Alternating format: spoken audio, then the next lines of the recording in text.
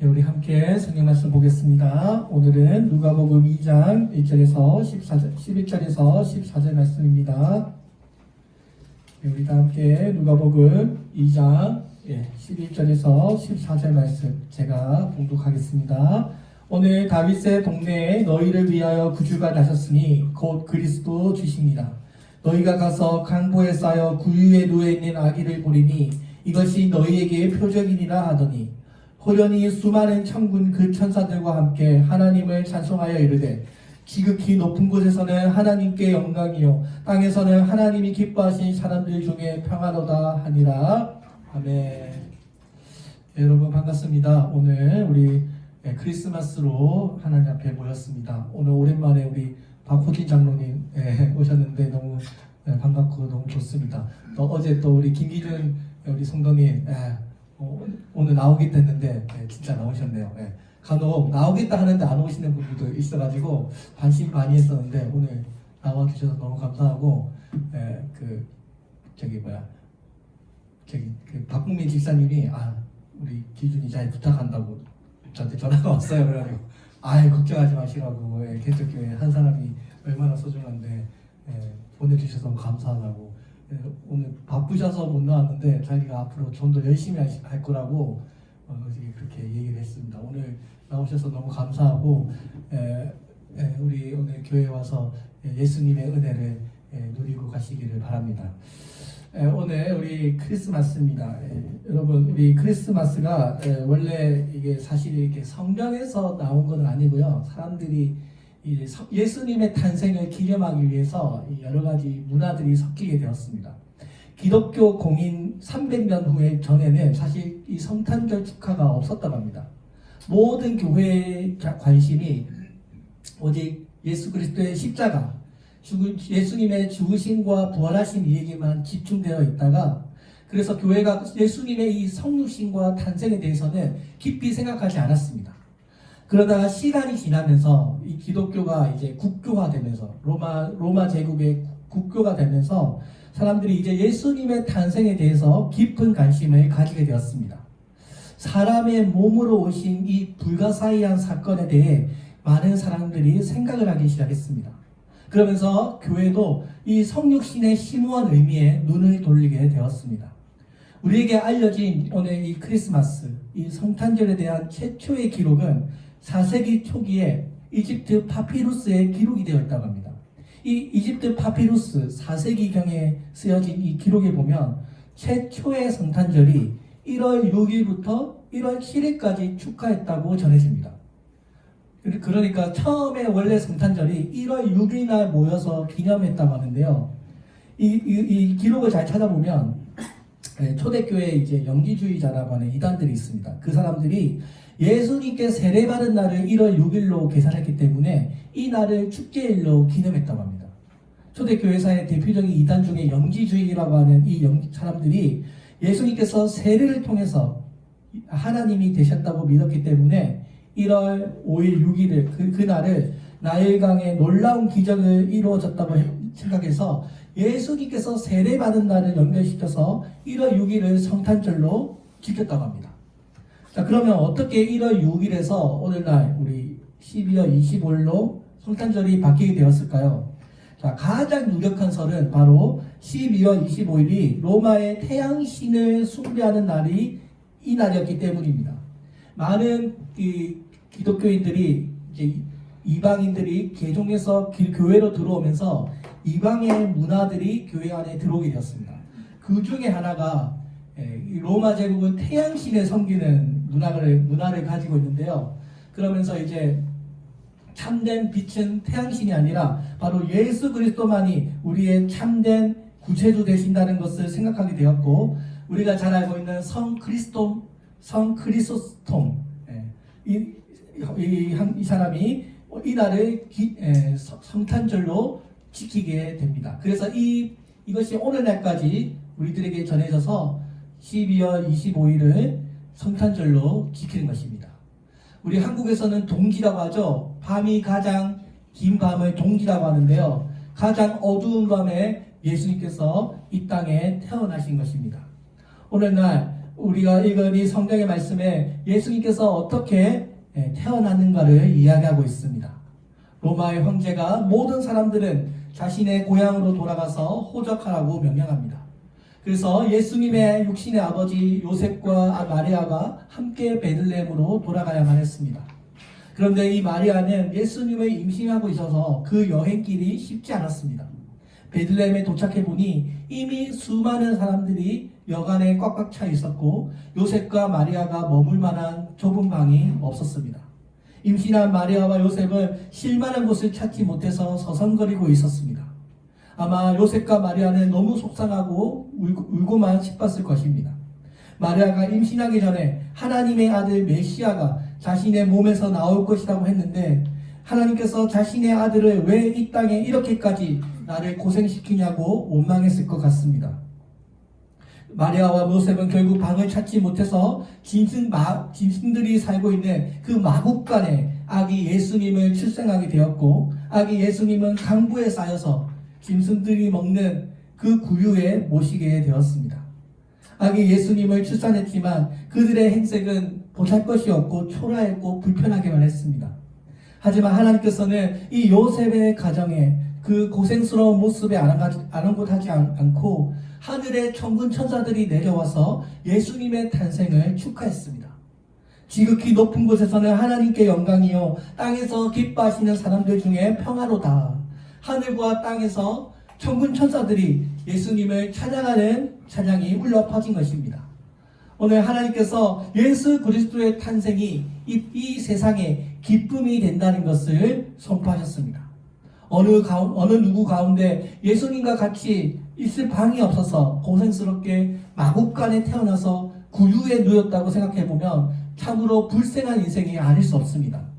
그러나 하나님께서는 그렇게 초라하고 정말 보잘것없이 태어난 그 자신의 아들에 대해서 하늘에는 영광이요 땅에는 평화라고 외치고 있습니다. 사랑하는 성도 여러분, 최근에 국민일보에서 현대 한국인들에게 당신에게 있어서 성탄절은 어떤 의미입니까? 라고 물어보았습니다. 초중고등학교 학생들은 이날은 부모님께 선물 받는 날이라고 대답했습니다.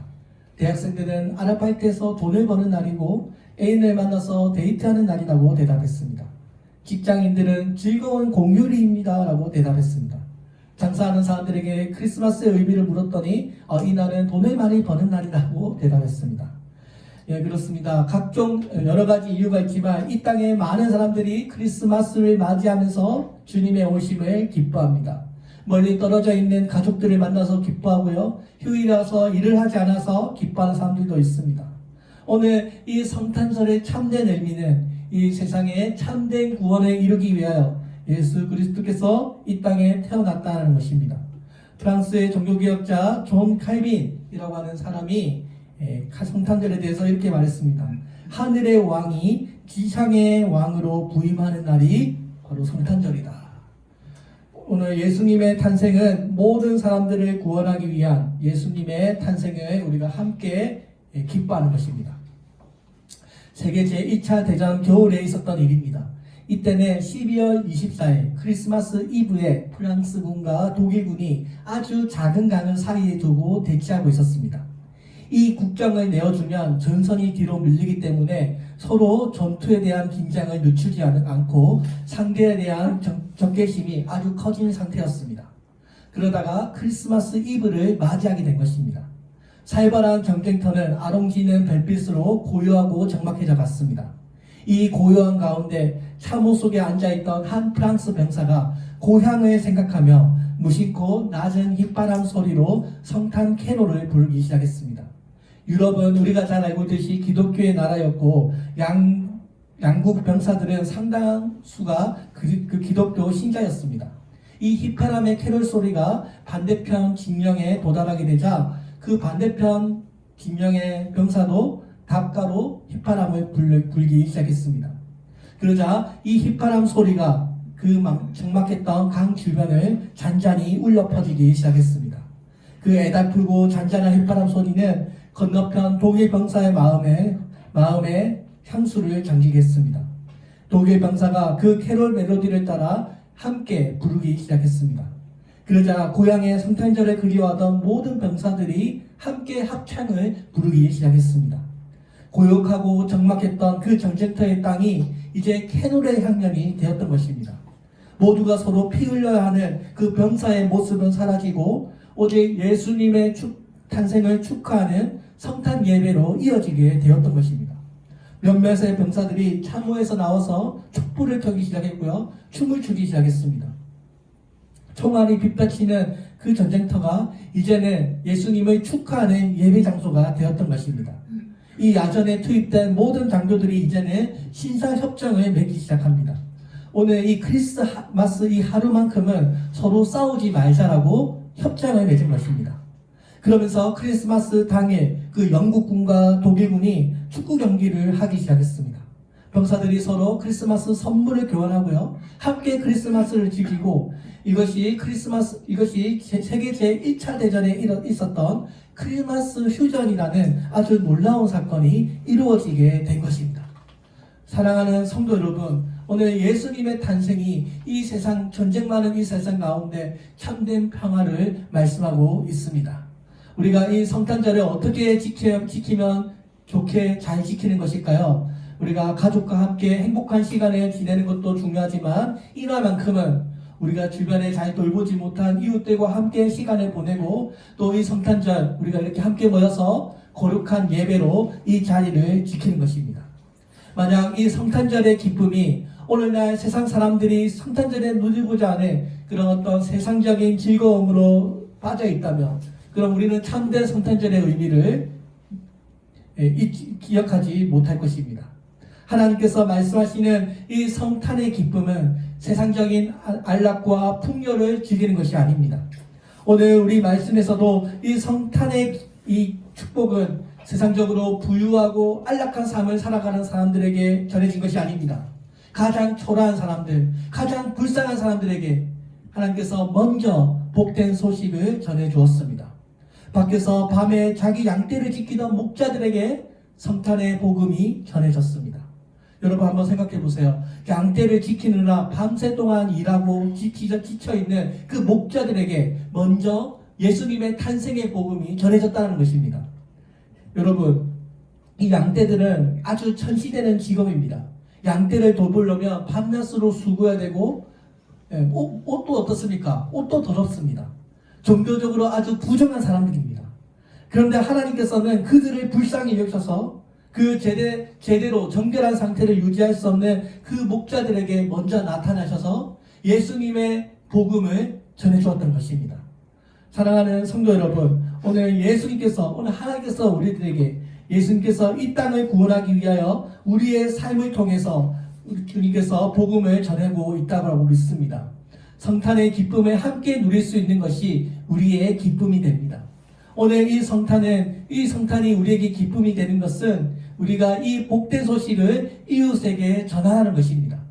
오늘 이 복된 소식이 목자들에게 전파되었던 것처럼 오늘 우리들이 이 양떼를 돌보는 목자들이 되어서 주님의 이 복된 소식을 전하는 사람들이 되었으면 좋겠습니다. 여러분, 크리스마스 하면 꼭 떠올리는 사람이 한 명 있죠? 누구입니까? 산타크로스 다들 아시죠? 이 산타크로스의 원래 모델이 터키 사람이 성 니콜라스라고 하는 주교입니다.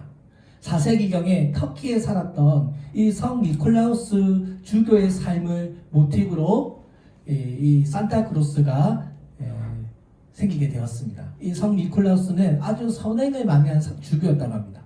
한 번은 너무나 가난해서 결혼을 하지 못한 세 자매의 집이 있었는데 이 성 니콜라우스 주교가 그 세 자매를 도와주기로 결심하고 아무도 모르게 금 주머니를 굴뚝에 떨어뜨렸다고 합니다. 그런데 신기하게도 그 금 덩어리가 그 자매들이 벽에 걸어둔 그 양말 속으로 들어가게 되었고 그 금 돈으로 세 자매가 결혼을 할 수 있었다고 합니다. 그래서 크리스마스 하면 난로에 양말을 걸어두는 그런 풍습이 생겨나기 시작했고요. 또 산타크로스가 어디로 들어온다고 말하나요? 굴뚝으로 들어온다는 생각을 이때부터 하게 되었다고 합니다. 이 성 니콜라스 주교가 죽은 그 이후에도 12세기 초 프랑스 수녀들이 이 니콜라스의 추리를 12월 5일에서 니콜라스가 과거에 행했던 것처럼 가난한 사람들에게 선물을 베풀어주는 그 날을 지키면서 이게 온 유럽에 확산되면서 12월 25일로 지켜지게 되었습니다. 17세기 아메리카 신대륙을 이주한 네덜란드 사람들이 자선을 베푸는 이 성 니콜라스라는 이름을 대신해서 산테클라스, 그러니까 오늘날의 산타크로스로 부르게 되었고, 이것이 이제 가난한 사람들을 도와주고 섬기는 기쁨의 존재가 되었던 것입니다. 이 성 니콜라우스는 예수 그리스도를 믿는 사람으로서 그의 삶을 통해 예수님의 참된 구원의 기쁨을 이웃들에게 전해주었던 것입니다. 사랑하는 여러분, 또 산타 크리스마스 하면 또 떠오르는 동물이 무엇이 있습니까? 루돌프, 맞죠? 우리 루돌프 다들 아시죠? 왜 산타크로스가 루돌프를 타고 다닐까요? 미국의 동화 작가 메이라는 사람이 있었습니다.